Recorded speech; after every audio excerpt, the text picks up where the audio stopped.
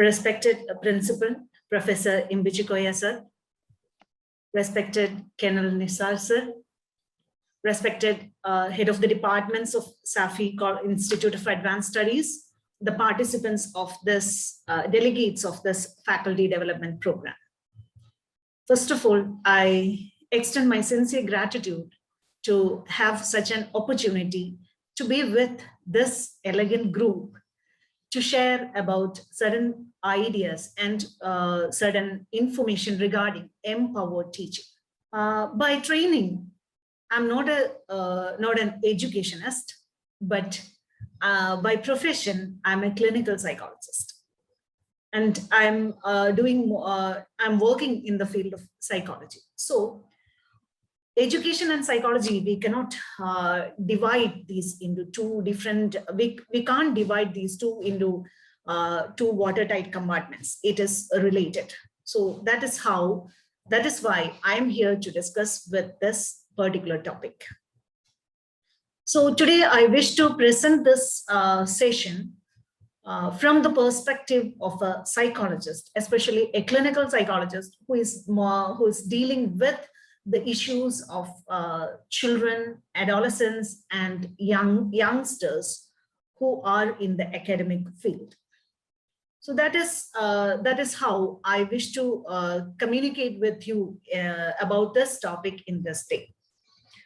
So I'll just start my session with a small presentation, and I wish this session to be an interactive one.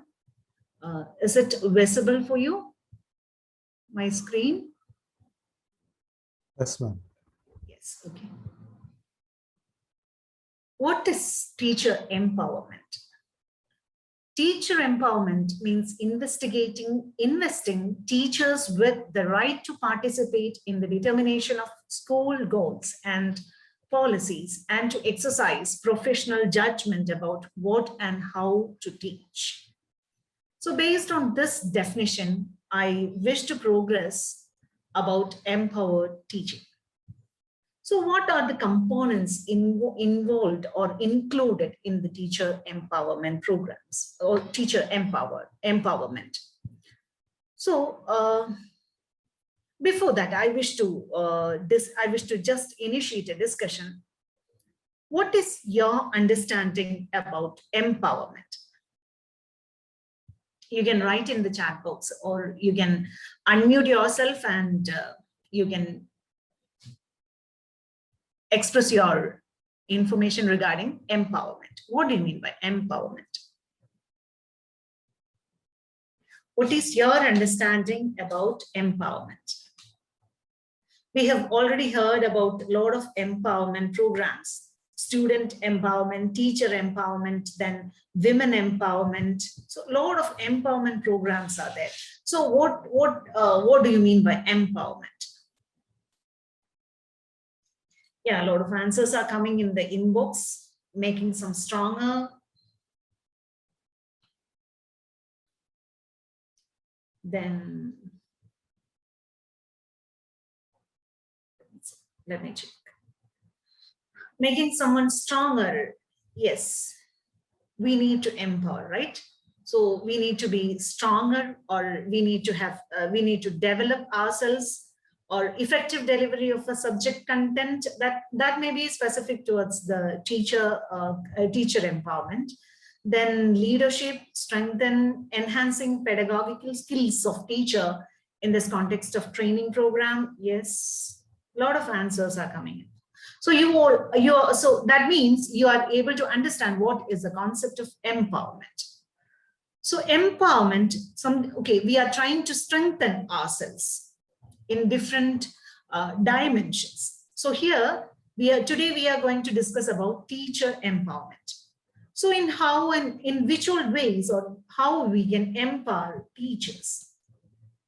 So the teacher empowerment includes the role of teachers' participation in curriculum development. But in our current scenario, it is very difficult, or that role, that is the involvement of teacher in the curriculum development, is limited. We have syllabus-oriented courses, So syllabus is prefixed by the university with the consultation of eminent professors and all, but the role of teacher is each and every teacher is limited in that particular aspect of teacher empowerment. Then assessment participation. Actually, assessment participation, we all are part of assessment. We all are doing certain assessment. What do you mean by assessment?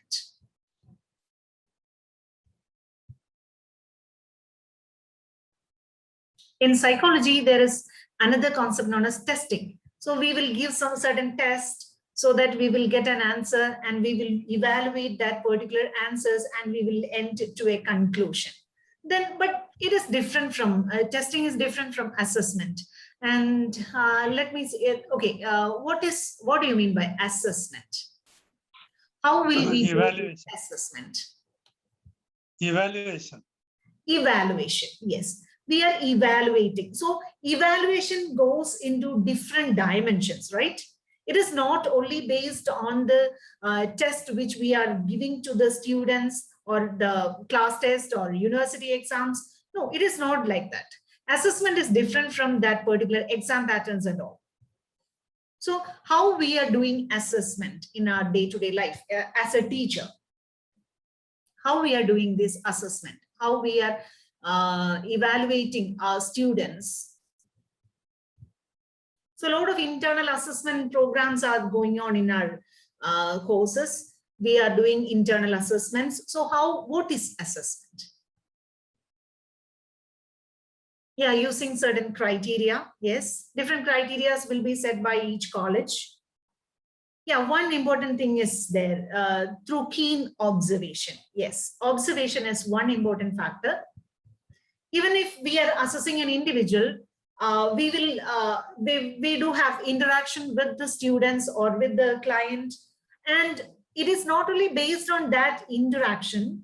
We will observe each and every behavior or every gesture of individual in order to understand that particular subject or that particular student.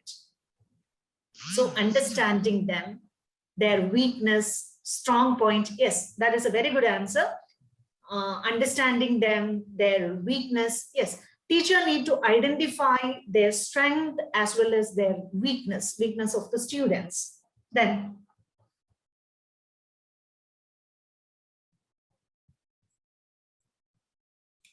assessment is the end of the teaching and learning process to the rank students' achievement levels against a standard. Okay, assessment is we cannot say that assessment is an end. Can we say assessment is an end?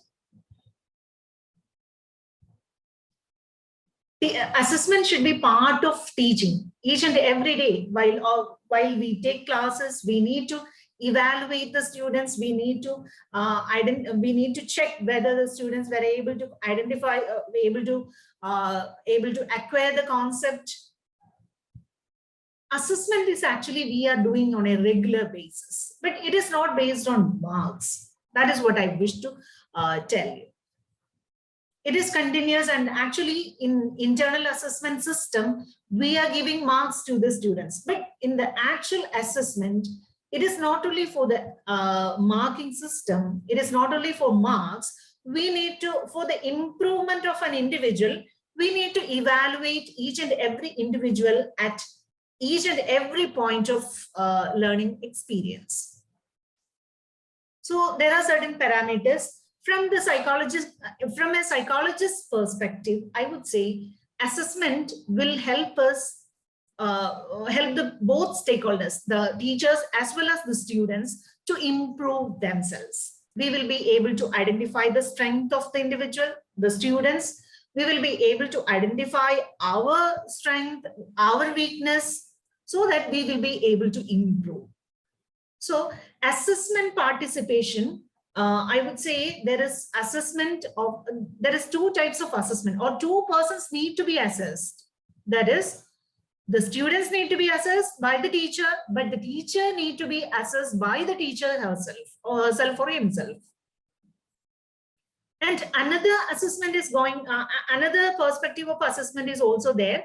The institution is evaluating each and every teacher also. That is also going on in nowadays. So assessment is it is a multifaceted one, and we need to part of that assessment. And for that assessment purpose, we need to have a very broad spectrum in front of us. We need to have we need observational skills. We need to observe each and every behavior of individuals, especially the students, and we need to evaluate our behavior also. Then only we will be able to improve. So in a clinical setting, if we are doing assessment, what is a clinical psychologist is doing is clinical psychologist try to understand the situation. So likewise, in academic sessions also, we need to understand how what is the level of the student, how they can acquire knowledge, how they can improve their performance. Likewise, ourselves also, as teachers, ourselves also, we need to improve. We need to improve our quality. We need to improve our skills. All these things we need to improve. So assessment is an important one. Then providing right training and retraining. Yes, teachers always need training. Most of the teachers will have undergone training programs like a BA training, MA teacher training will be there. And we need to have certain retraining also. So our faculty development program also comes under this retraining. Okay, so the retraining will help us to incorporate new ideas or update our ideas. Then refresher courses will be there. So that all comes under the retraining programs. So providing the right training, retraining for the teachers is necessary for the teacher empowerment. Then economic empowerment. Okay, so we need to have an economic empowerment also. Then how conducive teaching environment regarding for science subjects and all, we need to have practicals, how to use how to select the right equipment, or do we have the adequate facilities, or do we have the right leadership? So all these things comes under this. So these are the different components which included in the teacher empowerment. Okay. So who is monitoring the quality of teacher? What do you think? Who is monitoring the quality of teacher? The quality of the teacher can be monitored by the institution. As I said earlier, we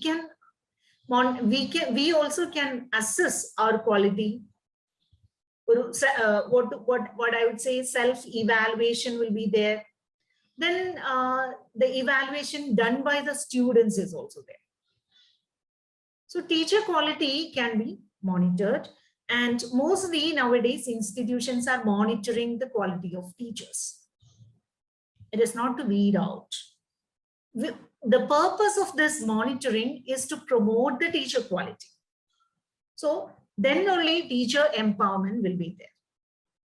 We need to promote the quality of each and every teacher. So that is how that is the purpose of monitoring from the side of an institution. Okay, so when we discuss about the empowered teacher, in that initial definition itself, we have seen that teacher empowerment included, at the end, it included the how and or what we teach and how we teach. We need to understand what we are teaching or how we are teaching. So let us move to that part. What to teach. What is the role of a teacher? Usually we all, as regular teachers, what the teachers are doing, we have a fixed syllabus. We will follow that syllabus, each module, each unit, and we will conduct examination. We will publish the result. Is that only our role?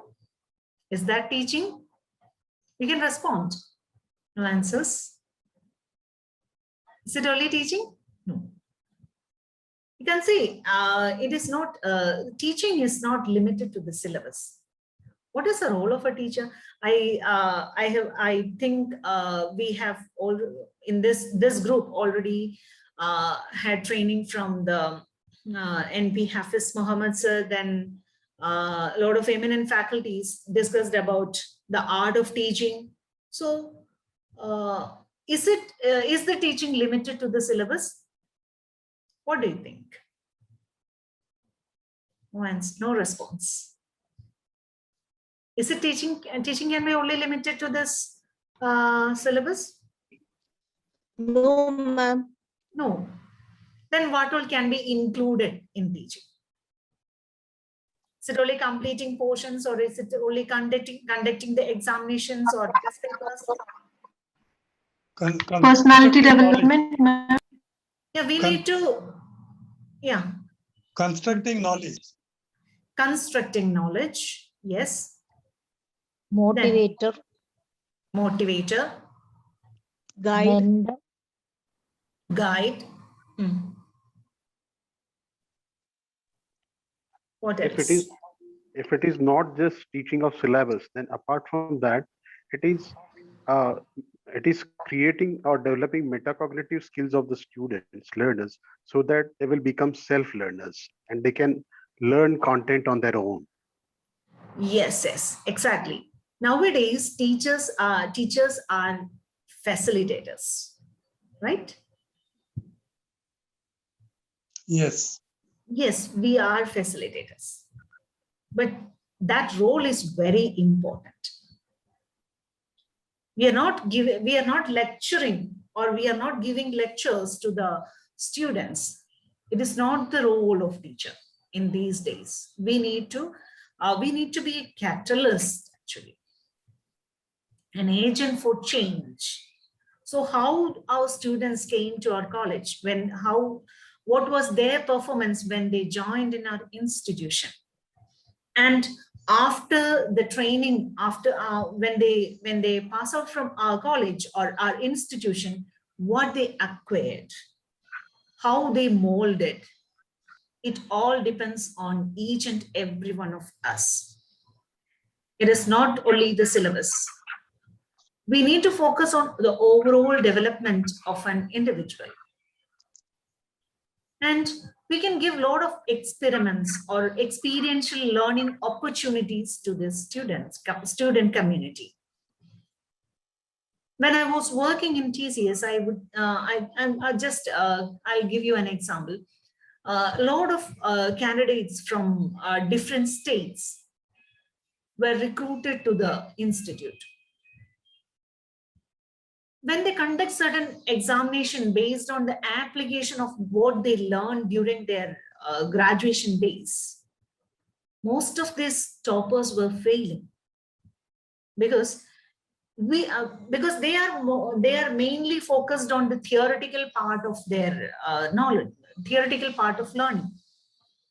The application level is very much less to the students or those graduates. That is what I experienced from there. Then the idea which came to my mind is we need to bridge between this theory and application. That is what we need to incorporate in our teaching.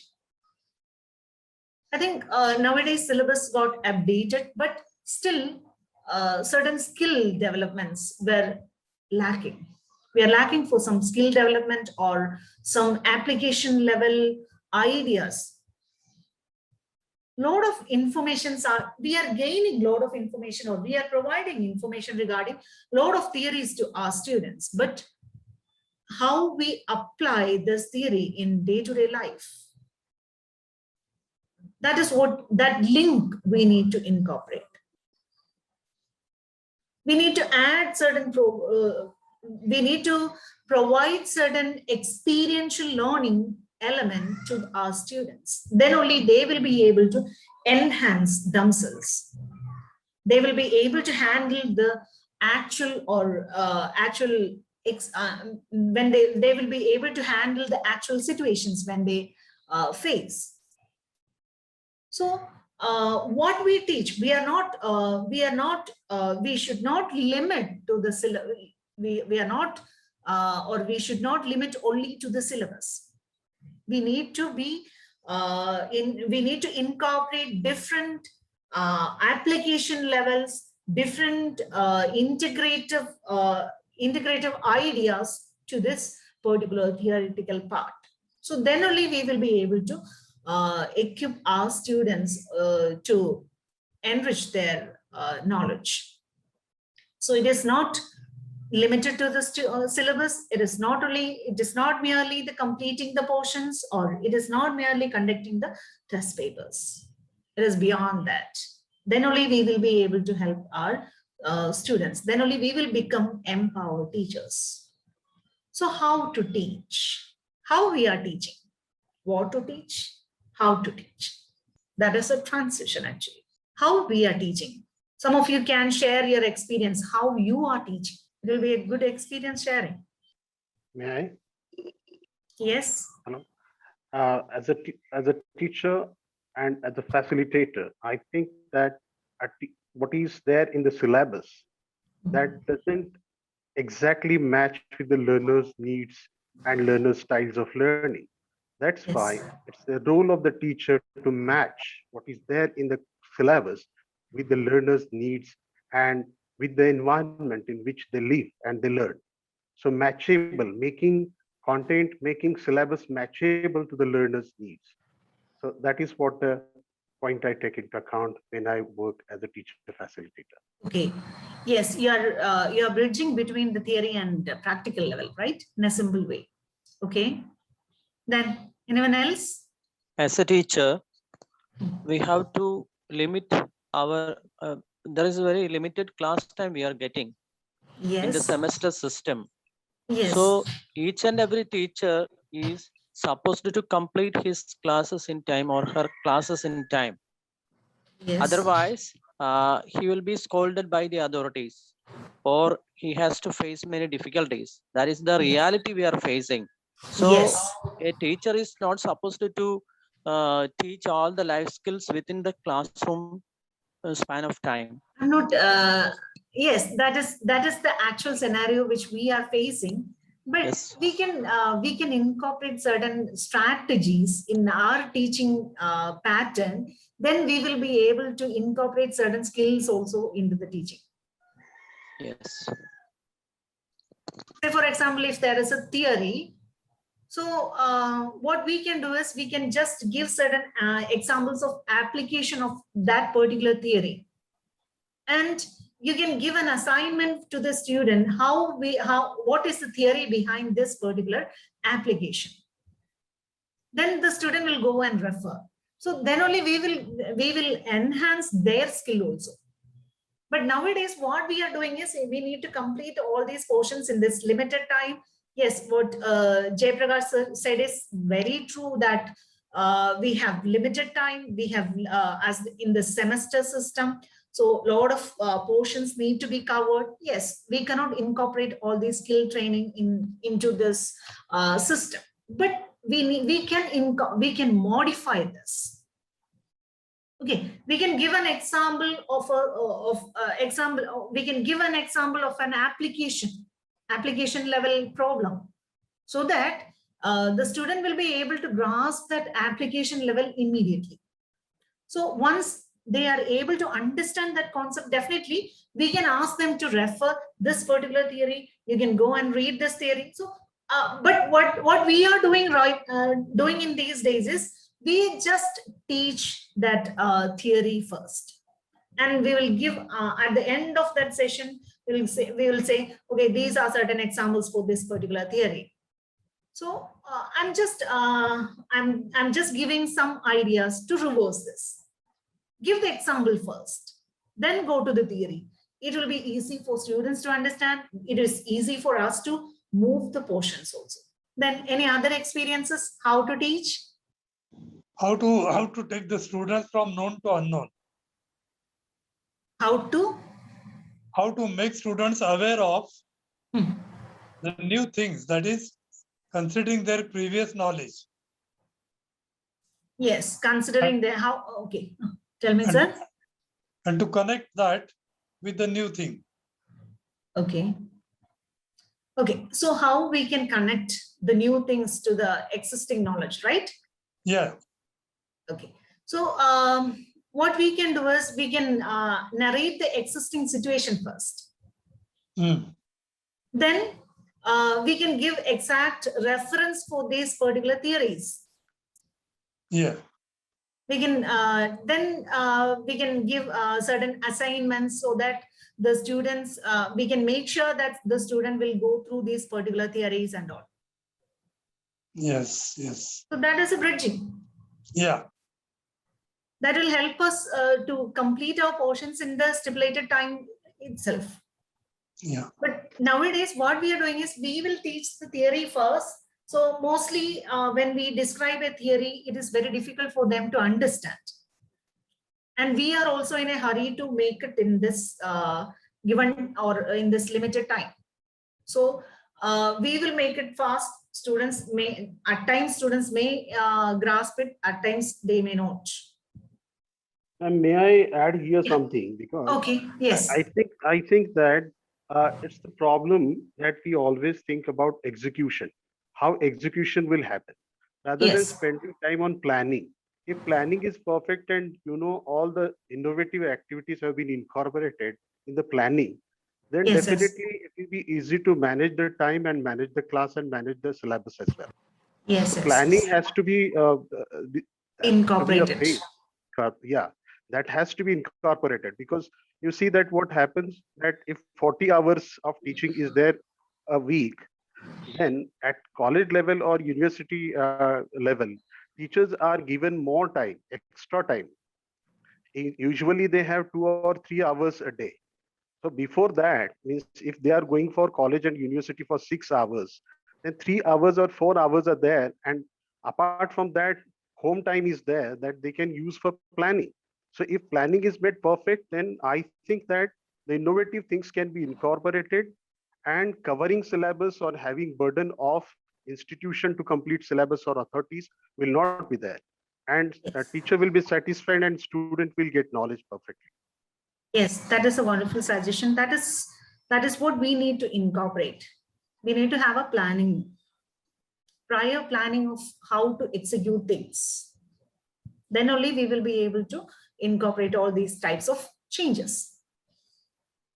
Okay, so I'll show you some photographs. I'll just move few photographs. You can observe these photographs. What is this image? You have an understanding, right? This is seminar. Gurukula Yes. Sampradayam, Yeah, Gurukula Sampradaya, kindergarten classroom. kindergarten classroom, okay. The virtual one. Yeah, virtual one. Practical session. Experiential learning. Experimental. Experiential learning. Yes, yes, yes. So let us move to the first one. This is a traditional classroom, right? yeah, It's a traditional classroom where the lecturer is there, student participants or students are listening to him, blackboard is there. But what is the difference here? Constructivism. Instructivism, yes. Sorry, The teacher is the authority. constructivism. Teacher is the authority. learning Is it at the again- feet of the teacher, Learning, sitting at the feet of the teacher, sitting at the feet of teacher. like Upanishad. Okay. This is What modern is the one. difference? What is the difference from the first slide, first Participative learning. and this image? This is playway method. This is participative learning. Participative learning. There is you can see certain interaction is going on between. Teacher this- is more of a student. Yes. Then what about this one? Experiencing the learning. Experiential learning. They are getting dexterity. Yes. They're learning how to do things. They're learning how to do things. It is not only theory, it is not limited to theory, right? Yes, So we need to I just give certain examples of different types of teaching. Yes. You can see from these slides or these images, different types of teaching is there. One is just, Yes. this is a traditional classroom model where the lecturer is in the platform delivering the lecture. All the students keenly listen to his or her words. They'll jot down the key points. This is a traditional classroom environment. Which one will be more effective? It depends on the ages of students. It depends on the ages of students. This one, we can apply this strategy to even young adults also. When you go to them, when you interact with them, the learning will be more facilitated. Yeah. It is not one-way traffic. Pardon me? It is not one-way traffic. Yes, that is true. It is not one-way traffic. Usually our lectures are in a one-way traffic. Nowadays it is very much, because we are delivering through this online mode, and it is very difficult for students to respond also. Yeah. Yes. We will deliver a lecture. We are not able to see their faces. We don't know whether they understood it or not, or we are not even we cannot ensure that they are there in the other end. That is also there. Right? Yeah. Right. Yes. Yeah, we cannot ensure that also. I still remember one day I had online classes. So what we did is I kept it in Google Meet. So once I finished my lecture, I said, okay, you can leave. Now you can leave. So everyone left immediately, but no, only one person is there. And I just kept that Google Meet for half an hour. That person was there. So what does that indicates? The person Pardon me? Wasn't listening. Yeah, the person is not listening, or the person may not be there at all. Yes, it is correct. Yeah, that indicates the person is not there. So this is happening nowadays. So It is. interaction. Yes, sir. It is the problem of faceless communication. And nowadays, when we interact with the students, mostly they are also get bored with this mode of learning also. So they are also very much tired. So they are expressing their difficulties also. That also we need to hear at times. So what we decided is we did some activities for them. So okay, after that they were enthusiastic and they were listening it properly. So we need to incorporate certain interactive elements, then only we will be able to ensure whether they are participating or whether they are listening in this mode of education, especially in the online one. So interaction, that is very necessary in our sessions, day-to-day sessions.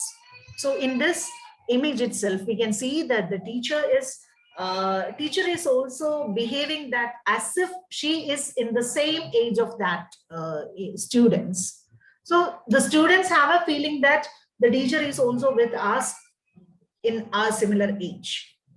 But the teacher is teacher, her age is different, but teacher appears that, okay, he or she is having the same age or similar age of that children. So then they have a feeling that, okay, teacher is part of us.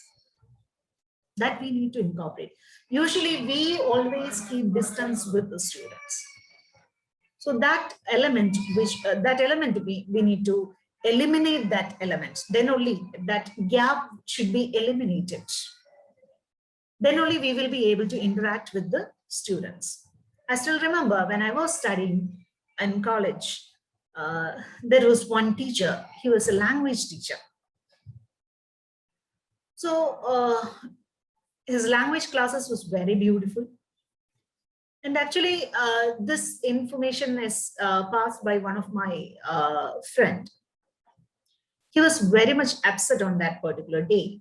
And none of our classmates or any other teachers, they never recognized what happened to this person. So the language teacher, we will have only 1 hour class. So the rest, we don't have any interaction with this language teachers. So after the language class, I still remember the teacher just called this guy and asked, what happened to you? Your face appeared to be dull. And he just said, okay, what happened? So he took him to his staff room. Then they had a conversation. At the end of the session, he was very happy. So we will be able to understand the facial expression of the students, the emotions of the students. Then only we will become a good teacher, or we will become empowered. But nowadays we don't have enough time to identify these types of issues or these type of instances. I would not say that it is issue. These type of instances. A lot of students are facing a lot of problems. How far teachers are able to identify it? Even the psychology teacher did not understand his issue, but the language teacher, he was able to identify, or he was able to read it from his face. When we just go back to our memories, definitely each and every one of us might have these types of examples which we can remember easily. So if we have such, definitely we will just think about when anyone asked me or anyone asked you about, okay, who is your favorite teacher? We will identify these type of teachers as our favorite teachers instead of the one who beautifully taught us the theory. That is the difference. So we need to have an interaction with the students, and this interactions, and usually these interactions should be should help us to understand our work. So that interactions will help us to identify the students, or identify the issues of the students, or identify the problems they are facing. And we can empower the students also, or we can help the students. And we can give certain assurance that we are here, or we are there to support, or we are there to help. Then definitely they will be very happy. It is not only the happiness. That is our role. Actually, the teachers are the first or primary contact with the students to identify these types of issues. But nowadays we fail to do it. Because we are just going, because most of us will follow these types of teaching. We are not even leaving our podium. So we need to have an interaction with the students. This is a best example. This is a very good pick to understand the interactive session. And this image, we need to give certain experiences also. But nowadays we are we are strictly following the syllabus or theoretical aspects, but we need to follow certain experiential component also. Not always we cannot go to this environments, or I'm not telling about all these natural things and all. Based on each subject, we can give certain exposure to each and every students. Maybe you can incorporate certain field visits. If it is in the case of psychology, I would say, okay, you can take them to the mental hospital. You can be part of you can just observe what is happening in the mental hospital. Or you can take your students to an old age home so that they can experience what are the problems of old age people. Then you go for the theory of old age, or you can have an interaction with a person who is suffering from cancer, and we can have an interaction, or we can just discuss with the patient, or we can discuss with the caregivers. After that, you will, if you are teaching the Kubler-Ross theory of stages of grief and all, it is easy to understand. Instead of giving all the theories first, okay, go read it. Instead of that, if I'm taking them to such an exposure, or if I'm providing such an exposure to the students, definitely they will quickly grasp what the theory is. That is experience. So for each and every subject, we can identify these types of practical exposure. Then you can teach the theory. That will facilitate learning. That exposure, that natural experiences will help each student to understand the theory in a much better way. Okay, so which strategy we are using, that is very important. Whether this traditional classroom or all our Indian Gurukula system, it has also that component of experiential learning. I would say a student is staying with the guru, they will identify. I still remember one story in which the guru sent one student to identify a plant or a leaf without any medicinal value. It is very difficult to identify a plant without a medicinal value. So the student is learning from that search itself. So we can give some, we cannot send our student to identify these plants and all. No, it's not like that. Based on our subject, we can explore what are the possibilities, or what are the how we can incorporate this experiential component in our subject. That we need to think about. We need to identify. Then only we will be able to empower our students. Then the teacher-student relationship also become much stronger when compared to the traditional classroom environment. Then I would say another I would say about this is about Panchatantra. Have you heard about Panchatantra stories? Yes, yes. I think all of you might have heard about Panchatantra stories. What is the myth behind this Panchatantra? We believe that it is written by Vishnu Sharma. Yeah, Vishnu Sharma. Okay. By telling stories, the guru taught the students, yes, taught the disciples, Hmm. and empowered them. Actually, what was the intention behind this Panchatantra stories? Developing one's personality. Developing one's personality. And making them. There was a empowered myth behind this Panchatantra. to creating life skills. Pardon me? Because Creating life students skills. not just listen to simple instruction, they are more attentive towards stories. Therefore, stories were formed to make them understand the many aspects of different aspects of life. Okay. Okay. There was a king, and this king has 3 or 4 children, and they were actually not good in learning.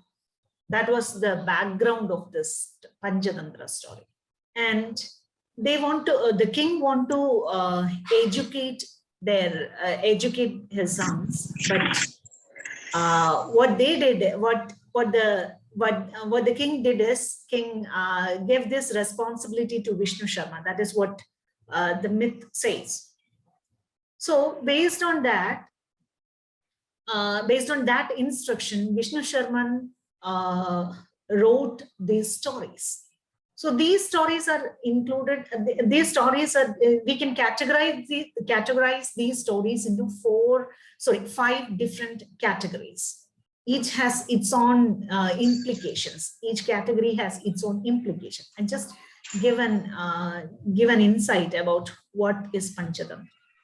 So Vishnu Sharman categorized these stories into 5 categories, which were, and he taught these princes through these stories, and they become highly educated and all. Okay, so this is how through stories also we will be able to educate a lot of different values, different theories and all. We will be able to educate that to our children. So this is the best example, that Panchatantra stories.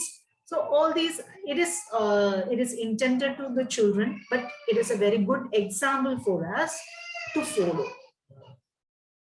So Panchatantra will help us to formulate a model for teaching. That is what I wish to communicate. So that model we can incorporate in our life. It will help, it will empower ourselves as good teachers. Okay, so interactive sessions, traditional models, ancient model.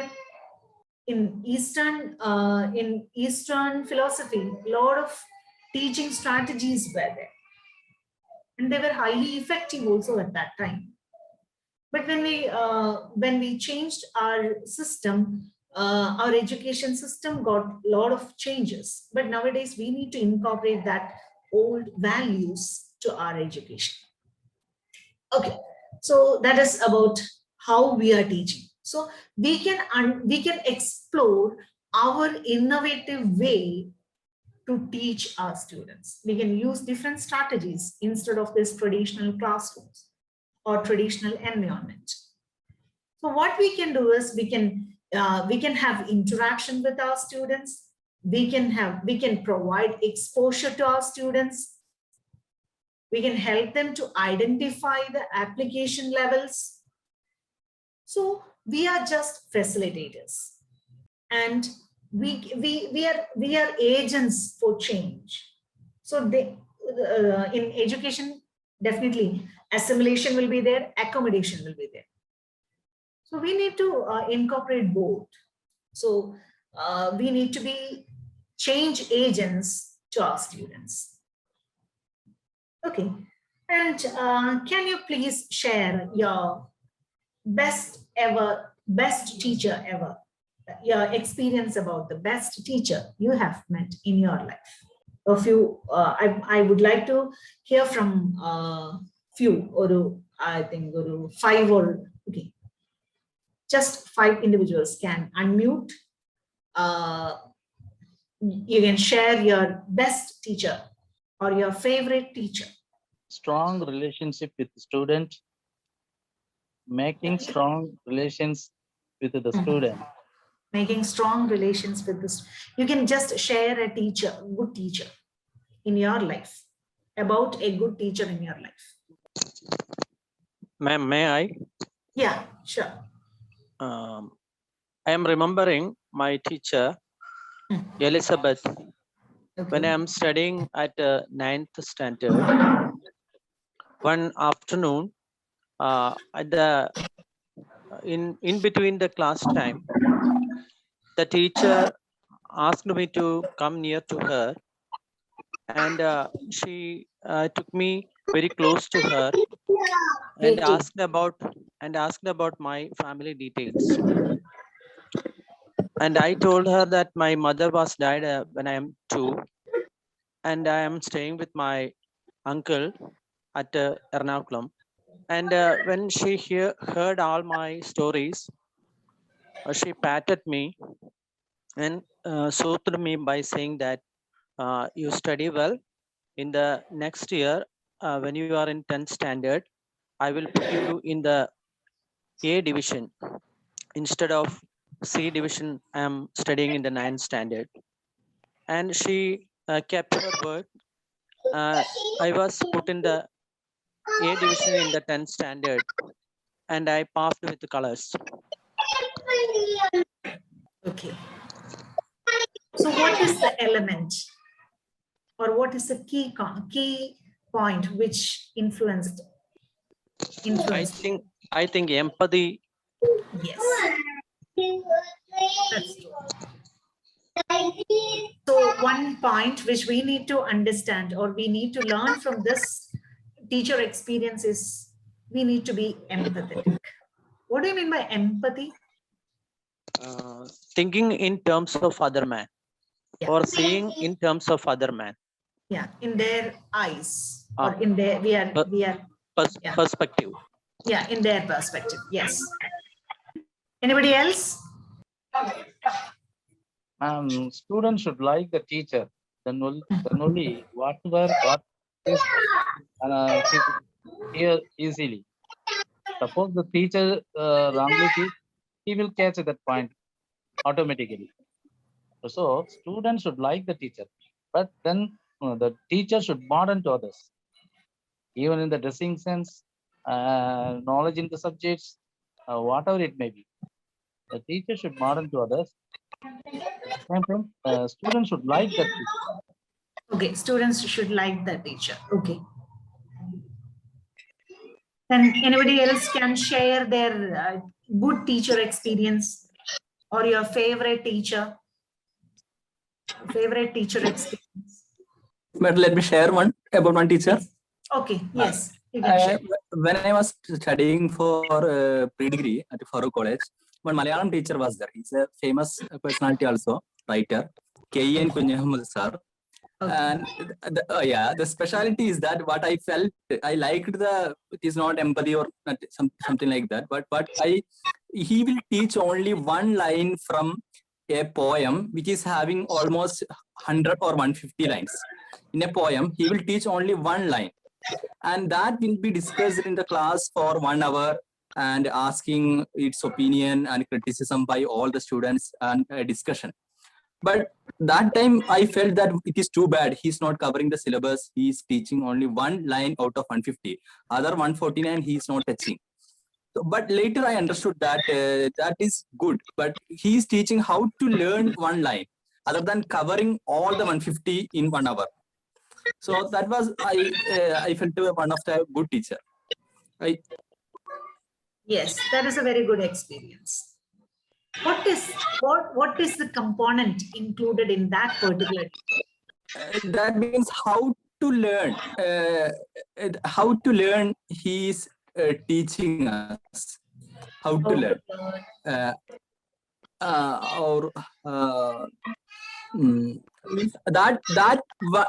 whatever that experience we have to apply to all other 149 lines individually. Yeah, that message actually delivering that. Okay, we can say that it is the skill of that teacher, right? Or teaching as a craft. Definitely. Skill of the teacher, definitely. Yes. But that also gives a message. Yes, it involves certain message. Yeah. How to teach or what is our role. Yeah. That teacher actually gave an idea how to learn. Actually. Yeah, definitely. Yeah, that is the skill of a teacher. Yeah. Okay. Then anything else? Any other teacher experiences? We had a teacher who taught us English poetry. Okay. And later on, when I became a lecturer, I was teaching a poem by Thomas Hardy. And there was one particular word in that poem, lease, L-E-A-Z-E. Now, in the dictionary, there is no word L-E-A-Z-E. It is L-E-A-S-E. Okay. But the word was lease. And I could not find the meaning. So I phoned my teacher who was working in another place. Okay. He was a pretty senior. And he says, I also don't know, but I will work for 1 or 2 days and let you know. And after 2 days came the answer. That Leaze is an outdated word from Middle English vocabulary, Okay. and it means grassy land, meadow. So the line in which the word occurred was like this. When I lie on the leaves and watch the sky. When I lie on the leaves and watch the sky. So leaves, grassy land, meadow, pasture. So that meaning was very appropriate. And then I told my students that I learned this word from my teacher. I suspended the answer in the class. The lesson was not to be too sure of yourself and not to speak lies in the class. Yes. That was a lifetime's experience. Yes. That is one side of the story. There is another component incorporated in this teacher experience. What was that? When you consulted your teacher. Yeah. The teacher, as you said, the teacher can lie at times. Okay. Yeah. But no, your professor actually had willingness to learn. Yeah, at that stage. That was there. So that is the component which we need to incorporate in our life. We need to have a willingness to learn. True. Very true. Because as when we discuss in the context of empowered teacher, we need to have the willingness to improve ourselves. If we don't have such a willingness, we never become an empowered one. Right. That is a great message, sir. Thank you. Yeah. May I add something, ma'am? Yes. Yeah, right now, Dr. M.A. Sheikh, my teacher, has given his experience of a best teacher who taught him. Yeah. And he's my teacher. He's my best teacher. Around 16 years, I lived with him as a shadow, So from him, I learned a very good principle. And when I was telling him one anecdote from my students, from my class, that how my students were behaving in the class and how their English was poor. So when I was talking about that, he immediately said one thing, that when you came to class, when you were the student, that time we accepted your English. We didn't, made any kind of comment like that. We were not angry with your English. We were not. I did not hate your English and did not discourage you. Rather than that a small child who sneezes and that time the mother and father wipe away or clean the nose of that child. The same way, the teacher cleans the knowledge and cleans the English. I mean to say, in this context, the English was, a kind of development that he made by that way. Such kind of example, such kind of making awareness, helped me a lot in my life. Whenever I started looking at my students from that perspective, that how was I when I was a student. So this happened as a great, a kind of a thing in my mentality, as a change in my mentality. Thank you very much. This is I share here. Thank you. Okay, it's a beautiful experience. Okay, so what we can learn from this experience? Anybody? Yeah. From this? Yeah, from your sharing. What is the component? After becoming teacher, one should not forget all the background that we had, a kind of rawness as a student that we had. We should not forget it, and let the students learn as per his pace, and accept the student whatever the qualities, whatever the knowledge that he has, and then treat him accordingly. That the way, the humanitarian way, humanizing education is important. Yes. Learner has to be supposed as someone who has come to you to learn, to become a kind of to get experiences as human being. Rather than using student as a word, using learner is better, because student studies and takes exams, but learner learns life and lives life happily if he learns better. So this kind of lesson that I learned from my best teacher, Dr. M.A. Sheikh, we just, before me talked about. Yes, yes. It's a very good note from your student, sir. Sheikh, sir. Okay, so we need to understand what was there, what is there, what will be there, and we need to incorporate changes also, and we need to accept our students as how they are. That is very important. But nowadays we have a tendency to avoid our students, or we are not ready to accept our students as they are. Actually, we need to learn how to accept, or learn to accept our students as they are. And we should act as an agent or act as a facilitator in order to mold them to a bright future. That is our role, actually. Okay, so I think we got 4 or 5 teacher experiences. And from these experiences, a good teacher, can we say a good teacher is by birth or born teacher? The subject matter alone is not the parameter of a good teacher. And how far the skills possessed by the teacher, that is very important. So let us see what are the, before that, I'll just give a small exercise, but you are not supposed to do it now because we have time limitations. So what you can practice is, you can evaluate yourself. We can actually in Carl Rogers theory, psychology, Carl Rogers theory, person-centered theory, a therapist should act as a mirror, actually. So in mirror, we'll see our reflections. And the mirror is not going to correct you. Who is correcting? I think all of us will go in front of the mirror, and we will check our image frequently, or daily once, at least daily once, we will check our image in front of the mirror, right? What is the purpose behind that? To see if we look okay.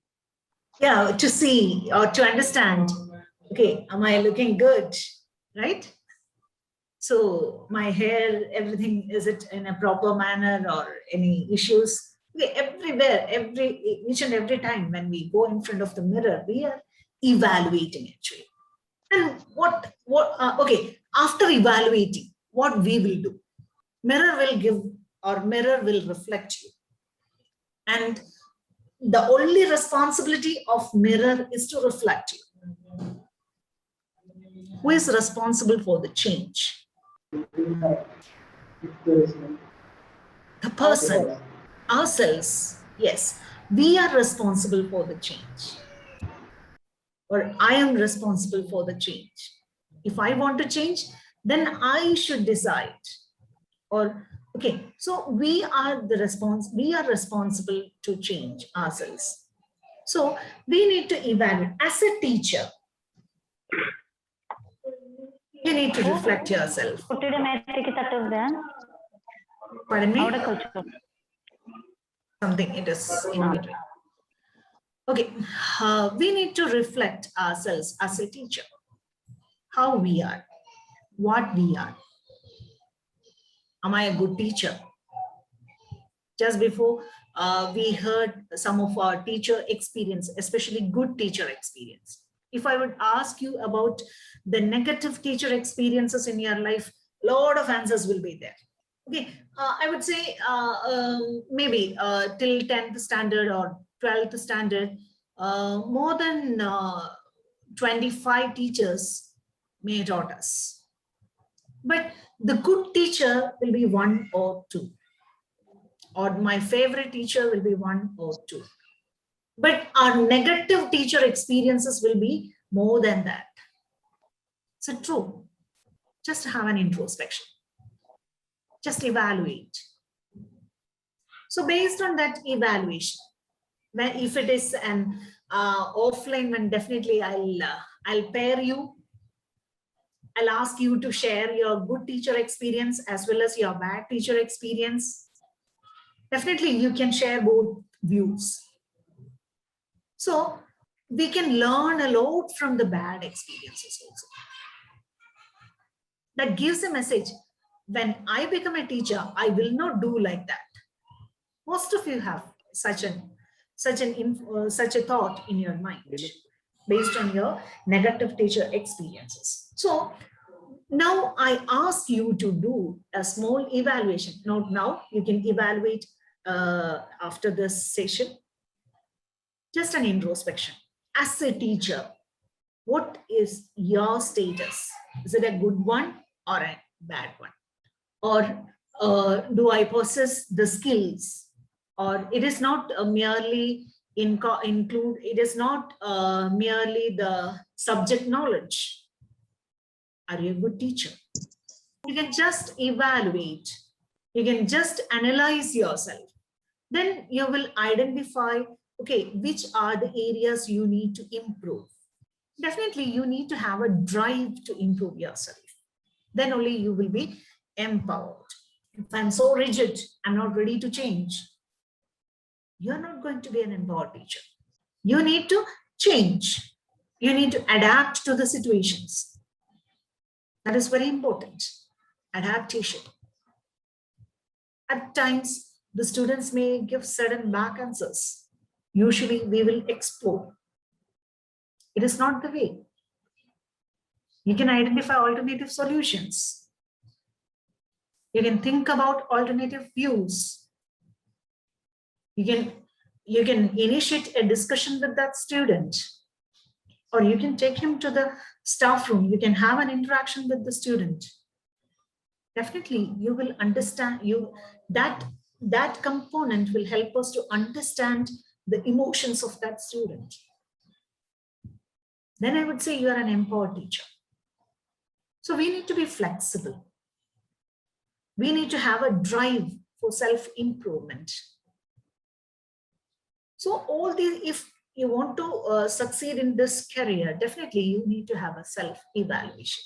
You need to evaluate yourself. What am I as a teacher? Okay, let us see what are the skills of a good teacher. When you shared about the teacher experiences, one experience was based on this empathy. Yes, empathy is there in my list. Drive for self-improvement. Yes, the willingness. That is there. So if we want to be empowered, definitely we need to incorporate certain skills in our life. All of us have certain aptitudes. Teaching aptitude will be there. Otherwise, we won't be a teacher. But just think about, do we able to sharpen your skills? Are you sharpening your skills? So critical thinking, the patience, how far you are patient? Are you a patient listener to your students? Then are you empathetic towards our students or our fellow beings? It is not only towards our students, even to our colleagues. Are we empathetic? And how we communicate? Is it only one-way communication? Or are you in communication? Good listener is also part of communication. So we need to be good listeners also. Usually there is a stigma or stereotype that teachers are always talking.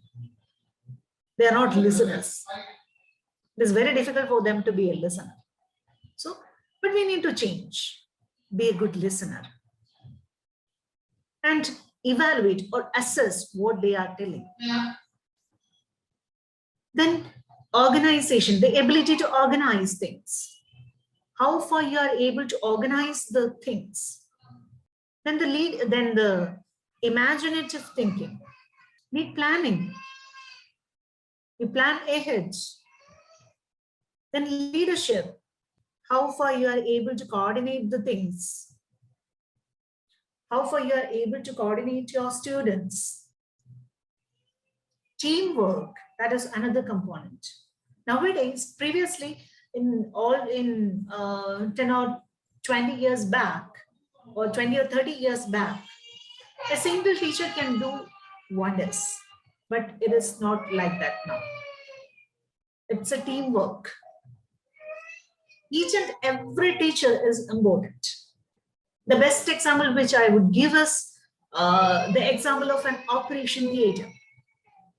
Okay, the chief doctor may be the renowned surgeon, but even the staff nurse or even the sweeper is very important in the success of an operation, in the successful completion of an operation. The person who is responsible to sterilize the apparatus, that person is also very important. So it's a teamwork. So likewise, in our teaching, in our scene, that is teaching, each and every teacher is important. Each and every one has their own role in the success of or successful completion. So teamwork is very crucial. If we think about the four wheels of a car, each tire is important. If one has any problem, it is going to affect the entire system. So we need to work in a coordinated manner, cooperative manner. Then regarding the time management. So we need to have a time management skill in teaching, in our day-to-day life, everything, in every scenario of our life. Then drive to self-improvement. Yes, we are not experts, or we don't know everything. We are still students. Till the end of our life, we are students. So we need to improve ourselves, or we need to learn new things. So that drive to self-improvement is necessary for us. And finally, the adaptability. Are we able to adapt to the situation? Or are we rigid? We need to adapt to the situations. Then only we will be able to become an empowered teacher. Okay, so actually these are the skills which we need to have. We need to incorporate in our day-to-day life as teachers. And the empowerment is across 6 dimensions. I know it is a little bit, time is up. So I'll just go through it. Decision making, professional growth. We need to focus on our professional growth, then our status, self-efficacy, autonomy, and the impact. And we need to incorporate certain values also. We need to be regular, timekeeping, humane nature, humanity, humane considerations we need to have. Then we need to have curiosity. We need to be friendly. Then our responsibility. Each and everyone should be responsible. Then we need to have clarity in what we are telling. Dutifulness, patriotism, kindness, trust in truth, and national integration. These are the values which we need to incorporate in empowered teaching. And by this, I conclude, and I thank all the coordinators of this faculty development program for this wonderful opportunity. And I thank all of each and everyone for your patient listening. Thank you.